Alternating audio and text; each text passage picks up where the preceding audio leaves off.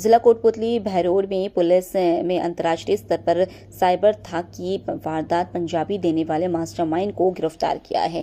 SP Devendra Bishnoi ने press conference का बताया कि हरसोरा जिला खेरथल तिजारा में मऊ पीपली मुंडावर कोट कासिम आदि जगह दबिश देकर 41 संदिग्धों को डिटेन किया गया, जिनमें से 15 लोगों से पूछताछ एवं समझाइश की गई और 25 लोगों को अंतर्गत धारा 170 BNS गिरफ्तार किया गया।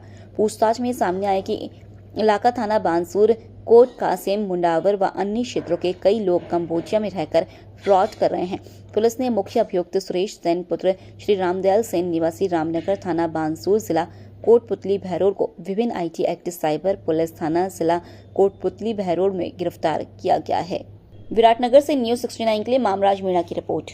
बड़ा खुलासा किया है जिसमें पूरे कोटपुतली बहरोड जिले पुलिस की सहयोग क्या है सबको। काफ़ी समय से इसमें सूचना भी आ रही थी और एक दो इंसिडेंट पहले भी कोई नॉन के साथ हुए, जिस पर जिसे कहते हैं कि आपका एक्सटॉर्शन कॉल्स आई थी कि आपकी वीडियो या आपकी पिक्चर अपलोड कर दी जाएगी, इंटरनेट पर डाल दी जाएगी। तो जब वो IP एड्रेस देखा गया तो कंबोडिया का आया, तो मेरी सबसे बैठ के बात हुई। मैंने कहा भाई ये अपने एरिया में भी सुनने में आया है कि कुछ लड़के बाहर जा रहे हैं, तो एक बार इसको वर्कआउट तो करो कि जा कहाँ रहे हैं। जिस पर कुछ संदिग्ध लोगों के हमने जो है IP एड्रेस और उनकी जब हमने कॉल डिटेल्स वगैरह निकाली तो काफ़ी की कंबोडिया लोकेशन शो कर रही थी, जिस पर इस पर और गहनता से जांच करके, क्योंकि आपको पता है कि ये एक एक्सटॉर्शन सेंटर्स, कॉल सेंटर्स बाहर चल रहे हैं और काफ़ी लोगों को बरगला कर यहाँ से बाहर ले जाया जा रहा है, जिस पर ऑपरेशन साइबर मुक्ति नाम देते हुए एक कंप्लीट टीम को लगाया ताकि इस से जो युवा हैं उनको या जो लोग थ्रेटनिंग हो रही है उनको निजात दिलाई जा सके। इस टीम में ज़िले के 15 थानों की कुल 25 और टीमों में 100 से अधिक पुलिसकर्मियों की संयुक्त कार्रवाई रही। एक साथ होमवर्क करके सबको एक साथ पूछताछ के लिए, इन्वेस्टिगेशन के लिए, डॉक्यूमेंट वेरिफिकेशन के लिए थाने बुलाया गया। कंबोडिया से संचालित चाइनीज साइबर गिरोह द्वारा डिजिटल अरेस्ट, फेक वेबसाइट या इन्वेस्टमेंट फ्रॉड के जरिए भारतीय नागरिकों से हज़ारों करोड़ों की ठगी हर साल होती है।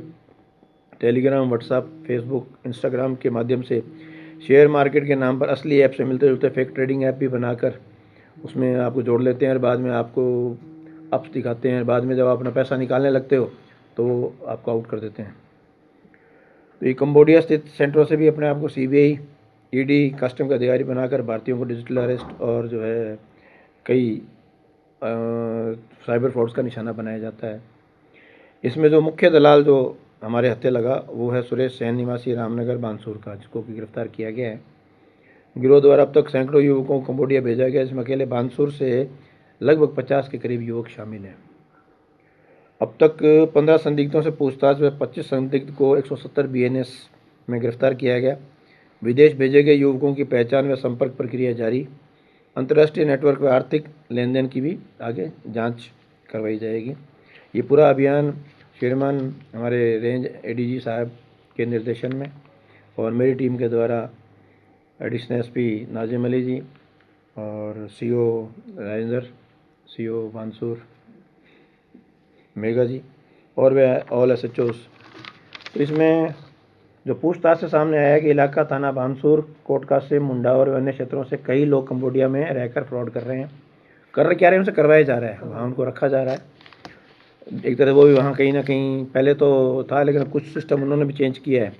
मुख्य अभियुक्त सुरेश सेन पुत्र श्री रामदयाल सेन को जो है मुकदमा 2/26 दर्ज किया गया। धारा 316/2, 318 4, 351 2 BNS, 66 DIT एक्ट में मुकदमा दर्ज। इसका जब हमने पता किया तो इसका पूर्व में एक रिकॉर्ड ये cyber crime police Lucknow east के द्वारा भी ये अरेस्ट इसके खिलाफ मुकदमा दर्ज हो चुका है।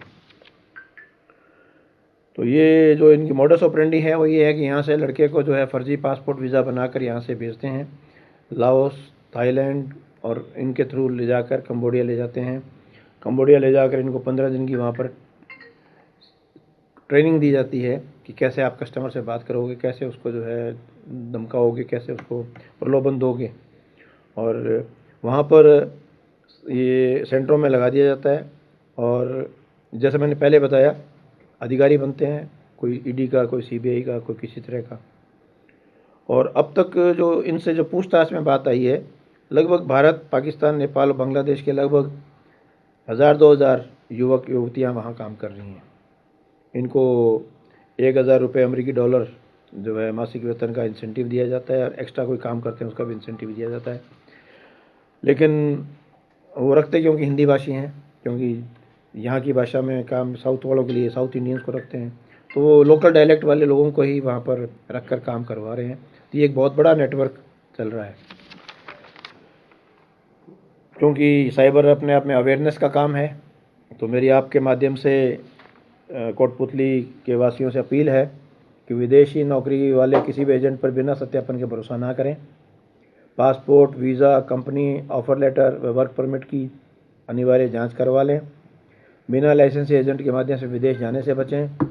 किसी भी संदिग्ध एजेंट या ऑफ़र की तुरंत पुलिस को सूचना दें। अगर कोई धोखाधड़ी हो जाती है तो सूरत में तुरंत 1930 पर या नज़दीकी थाने में संपर्क करें।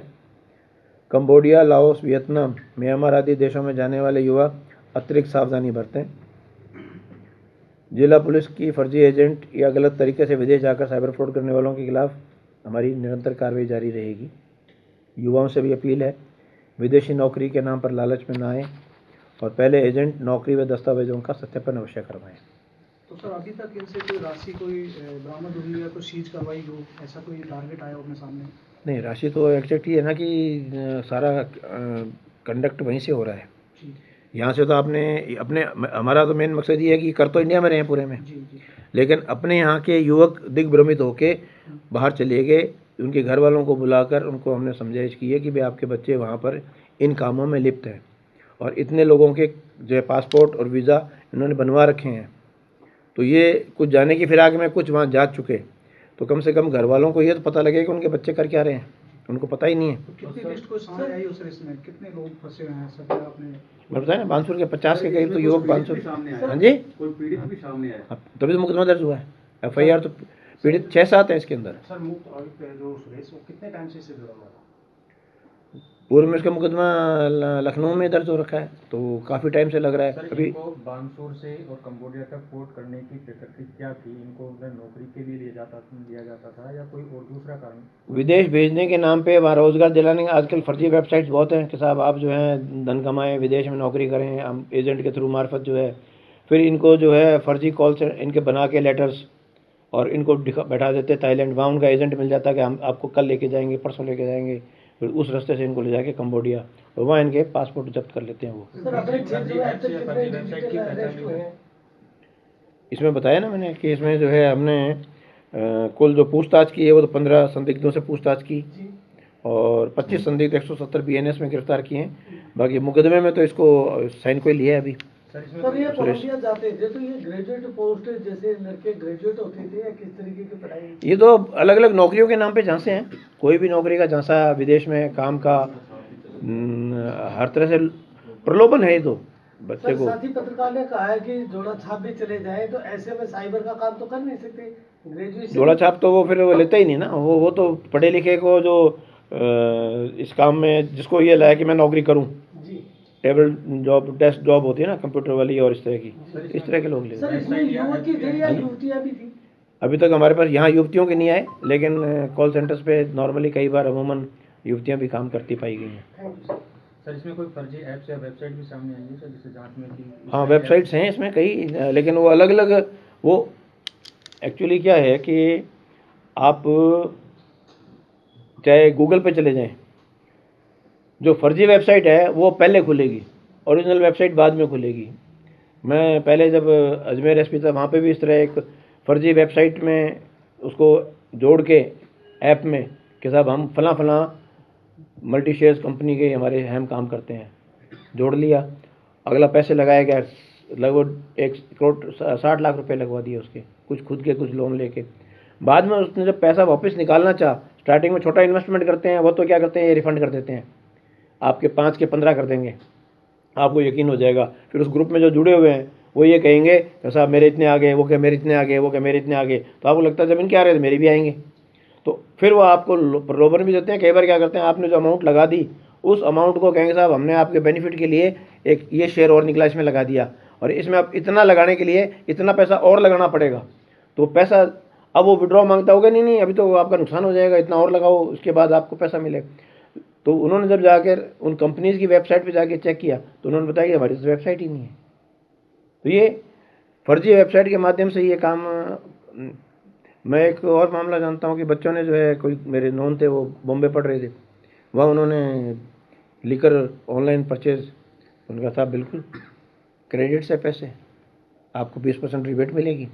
उन्होंने वो क्रेडिट कार्ड का नंबर दिया, खाता साफ। मैं क्योंकि भरतपुर रहा हुआ तो मुझे पता था, तो भरतपुर उठवाए मैंने उनको। अभी जैसे आपने बताया 50 से ज़्यादा लोग बानसूर के फंसे हुए हैं। हाँ जी। तो जब उनके पास में नौकरी को पैसा आता था, जब वहाँ काम कर रहे हैं तो उनको वो पैसा देते थे, वो पैसा उनके घर भी पहुँचता होगा, तो किसी तरह की कोई शिकायत पुलिस तक नहीं पहुँची?